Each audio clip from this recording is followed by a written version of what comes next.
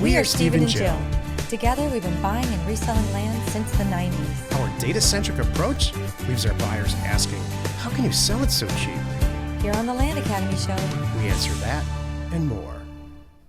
Steve and Jill here. cheers. Welcome to the Land Academy Show, entertaining real estate investment talk. I'm Stephen Jack Butella. And I'm Jill DeWitt. No, I'm not drinking. And we are broadcasting from sunny Southern California. Today's topic, how to use free data to price your mailer. This is why you're listening. Like Jill says, we all like free stuff. Free data is even that's a double whammy for me. Exactly. There's a very new trend that I'm actually learning and exploring and delighted with about how to get completed sales data for land and existing listed sales data for land on Zillow. And Zillow's not the only place. You can get it on Trulia. Realty Track's got a great place. So it used to be, to price a mailer, we would go find on Land and Farm and a bunch of other places, because land as a product, real estate product, real estate agents just don't really care about it historically. And it's very niche, So they do now, apparently. It's a data set that everyone cares about. And it's just as easy to track land, clicks and sales than it is houses in apartments. So there's a huge amount of data on Zillow, Trulia, Realty Track, and Redfin and Realtor that can be mined. So you can look at a county, pick it out.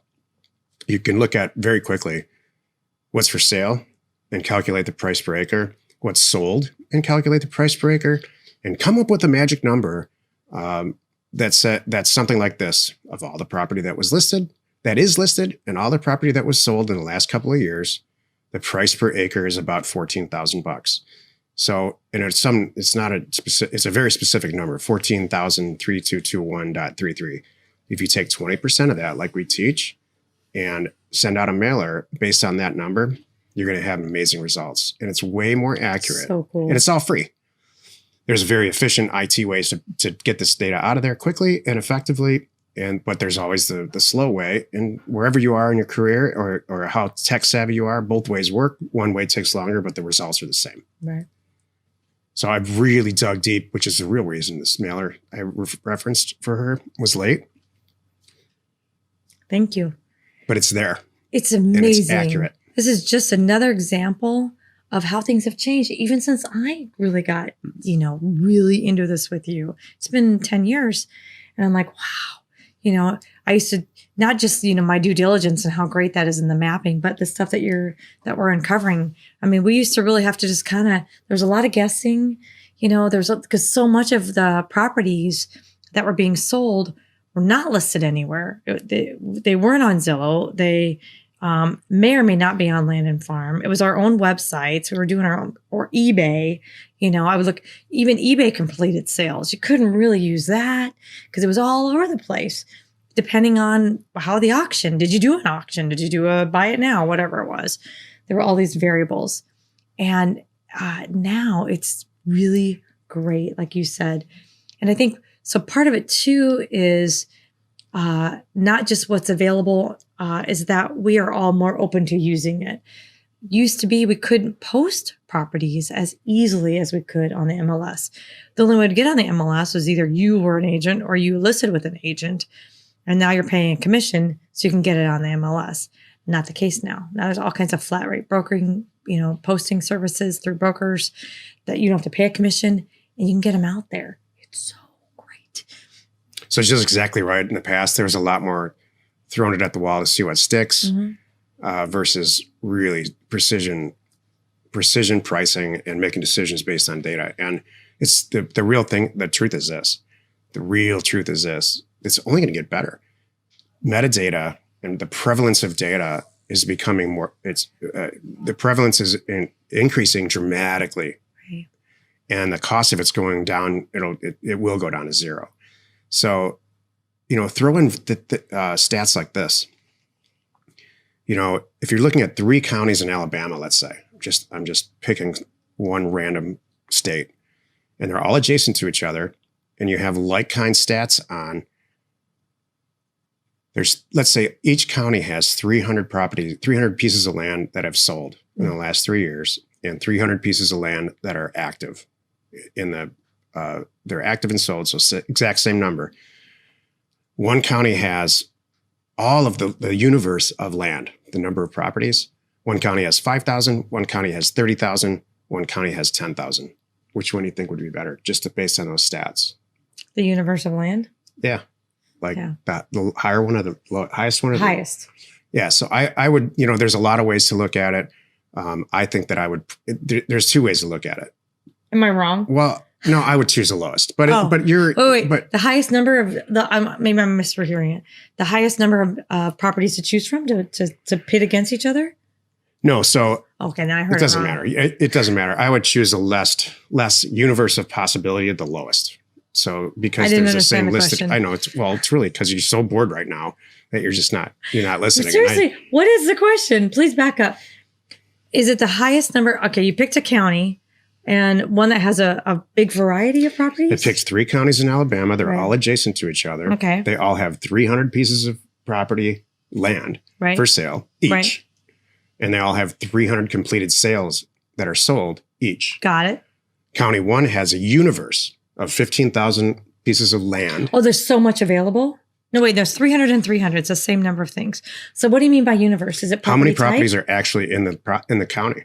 Oh, The universe of properties in that There's- county, there's 15,000.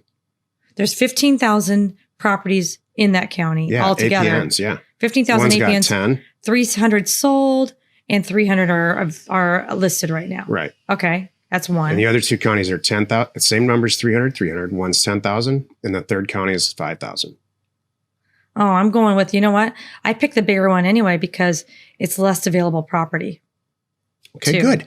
Excellent, Jill. So we have a different opinion. That's why. That's a great way to Because look I want at to it. be one of 300 when there's 15,000. I don't want to be one of 300 when there's 5,000 in Now, there. throw in these 2 statistics. Right. For each one of those 3 counties, the average click rate just to see what's for sale Oh, that makes a on difference. each one of these properties. This is the kind of data that's available. Yeah. for free. Okay. Keep going. Let's say for the 15,000 unit county, Mm-hmm. the clicks, because there's more people there, the average click on a piece of property that's for sale is 82 before it gets sold. Mm-hmm. Keep going. What about the other ones? 21 and 45. I think in general, I still want to be, I'm still going to go for, I want to be, I want to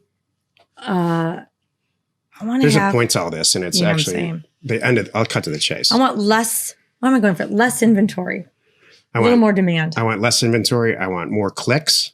You Right. also can get how many people save it, like they Right. can save it to watch it. They're Right. watchers, I should say. Right.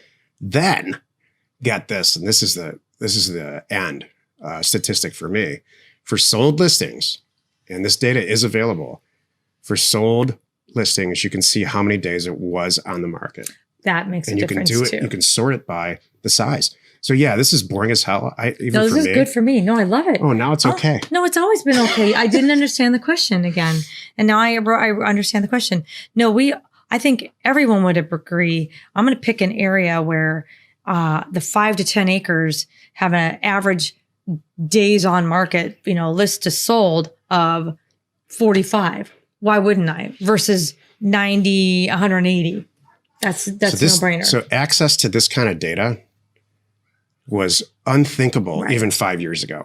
Yeah. And it's certainly, if you get it, which you couldn't get it for free. Right. So this is where this business is going. Right. A few episodes ago, we were talking about commercial real estate and how it works with equity, raising equity and debt and all that. That was truly an old boys network, and they were selling properties to each other. And to a large extent, that happens even now today. That's true. Data allows people to get in the business like us, because I can tell you right now, those guys that are trading cap rated property are not looking at data at all. They're trying to figure out how to place equity and utilize that. Because they're 80. And because they just don't, their minds are closed. But that's they're true. 80. That's They're right. 80. I understand that. If I never worked this way before, it's always worked this way before. Right. Happy you could join us today, Monday through Friday. You can find us right here on the Land Academy Show. If you need access to any sort of ownership or property details, including owner phone numbers and FEMA flood map overlays, please check out parcelfact.com or neighborscoop.com. Created by investors, that's us, or investors like you. You know what's real popular in commercial real estate speaking of like old boys network and old school, was traffic counts. And so for a long time, I remember when traffic counts became the thing, like especially with triple net, freestanding Starbucks or retail like that, or fast food chains or gas stations. Those are almost always owned by, well, the exclusion of gas stations, but they're always owned by somebody or a REIT that leases it to the company. And so it was this big clamor to get data about traffic counts, because the theory is if there's 50,000 traffic counts, but yeah, and then there's only 12,000 over here, then that one's going to do better. When was the last time? I'm just not. You're funny you're saying, because I remember that. When was the last time you drove over to a thing? Remember those? I haven't seen them in years. You'd go thump thump thump thump. You drive over the strip on the ground. Right. When was the last time? I can't remember. Remember when was the last time you drove over? We all know what it is. It's on the ground and it's taped down. There's a box on the curb that you're driving over, and it's getting a traffic count. So they take them visually. Isn't that hilarious? They do it with cameras and stuff. But that's what I'm saying. It's like, wow, it's changed. But the second that everybody has access, here's my closing point. Second that everybody has access to the same data and it's easy to grab it, that's when it becomes obsolete. And then you're looking for another edge of a different type of data. So we're in that. The wave is kind of cresting. I think a lot of people haven't figured this out yet. That's what I think. They really don't know it's there. I think people, because I know that we talked to them, they're shocked. Like, what do you mean I can do that? I'm like, yeah, you can do that. It's hilarious. Need to send out a few thousand offers to property owners like us? Check out offers and the number 2owners.com. So it's offers2owners.com. No setup fees, free mail merge, exceptional service, and now including just released for everyone, concierge data and pricing. It's awesome. Give Offers to Owners a call today. We're Steve and Jill. Information and inspiration to buy undervalued property. We hope you find our content valuable and we appreciate your support. If you have not already, please check out our channel and hit the subscribe button. And your comments and suggestions help us to create the content you're here for. Hitting the like button helps to support our channel's algorithm and gauge your interest for future shows.